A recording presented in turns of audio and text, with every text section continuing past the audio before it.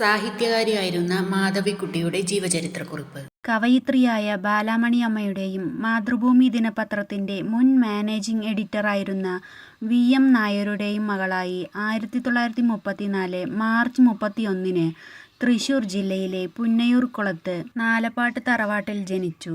പ്രസിദ്ധ കവി നാലപ്പാട്ട് നാരായണ മേനോൻ വലിയമ്മാവനായിരുന്നു. ബാല്യകാലം പുന്നയൂർകുളത്തും കൽക്കട്ടയിലുമാണ് കഴിഞ്ഞത്.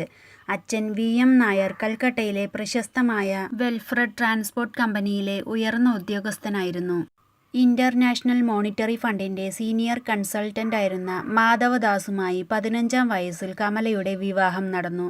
പ്രായം കൊണ്ട് ഏറെ മുതിർന്ന ആളായിരുന്നു അവരുടെ ഭർത്താവ്. 1992 ഭർത്താവ് മരണപ്പെട്ടു. 1999 ഇസ്ലാം മതം സ്വീകരിച്ചു. കമല സുരയ്യ എന്ന പേരിൽ അറിയപ്പെട്ടു തുടങ്ങി. ഇസ്ലാമിൽ നിന്ന് പുനർവിവാഹിതയാവാൻ തീരുമാനിച്ചിരുന്നതായി പറയപ്പെടുന്നു. അവസാനകാലം മകന്റെ കൂടെ പൂനെയിലായിരുന്നു. 2009 മെയ് 31 പൂനെയിൽ വെച്ചായിരുന്നു അന്ത്യം. മൃതദേഹം കേരളത്തിലേക്ക് എത്തിച്ച് തിരുവനന്തപുരത്തെ പാളയം ജുമാ മസ്ജിദിലാണ് ഖബറടക്കിയിരിക്കുന്നത്. ഹിന്ദുമതത്തിലേക്ക് തന്നെ തിരിച്ചു പോരാൻ ആഗ്രഹിച്ചിരുന്നതായി പറയപ്പെടുന്നു. ഇംഗ്ലീഷിൽ കവിത എഴുതുന്ന ഇന്ത്യക്കാരിൽ പ്രമുഖയായിരുന്നു അവർ. ഇംഗ്ലീഷിൽ കമലാദാസ് എന്ന പേരിലും മലയാളത്തിൽ മാധവിക്കുട്ടി എന്ന പേരിലുമാണ് രചനകൾ നടത്തിയിരുന്നത്. അവരുടെ ഭാവനയിൽ വിരിയുന്ന കഥകൾ പലതും അവരുടെ സ്വകാര്യ ജീവിതാനുഭവങ്ങളാണെന്ന് തെറ്റിദ്ധരിക്കപ്പെട്ടിട്ടുണ്ടെന്ന് അവരുടെ കഥകളെക്കുറിച്ച് ഗവേഷണം നടത്തിയ ഡോക്ടർ എം. രാജീവ് കുമാർ അഭിപ്രായപ്പെടുന്നുണ്ട്. രാഷ്ട്രീയത്തിൽ മുമ്പ് പ്രവർത്തിച്ചിട്ടുണ്ടെങ്കിലും ലോകസേവാ പാർട്ടി എന്ന രാഷ്ട്രീയ സംഘടനയ്ക്ക് രൂപം കൊടുത്തു. മതനിരപേക്ഷതയ്ക്കും അനാഥകളായ അമ്മമാർക്കും വേണ്ടിയുള്ളതാണ് ഈ പാർട്ടിയെന്ന് രൂപീകരണ വേളയിൽ പ്രഖ്യാപിച്ചിരുന്നു.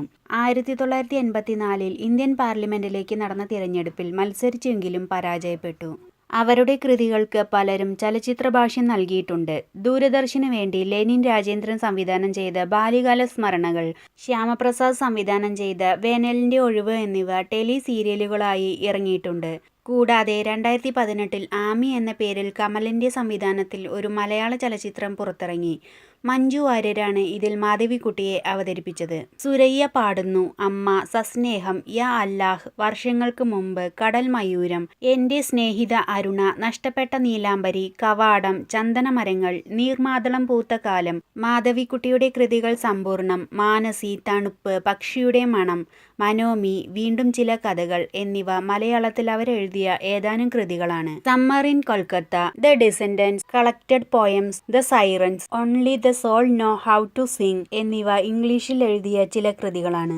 എന്റെ കഥ എന്നത് അവരുടെ ആത്മകഥയാണ്. ഇത് 15 ഭാഷകളിൽ വിവർത്തനം ചെയ്യപ്പെട്ടിട്ടുണ്ട്.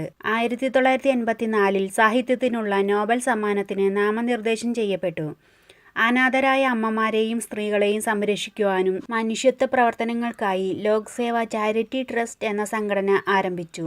നാലപ്പാട്ടെ തന്റെ തറവാട് കേരള സാഹിത്യ അക്കാദമിക്കായി മാധവിക്കുട്ടി ഇഷ്ടദാനം കൊടുത്തു.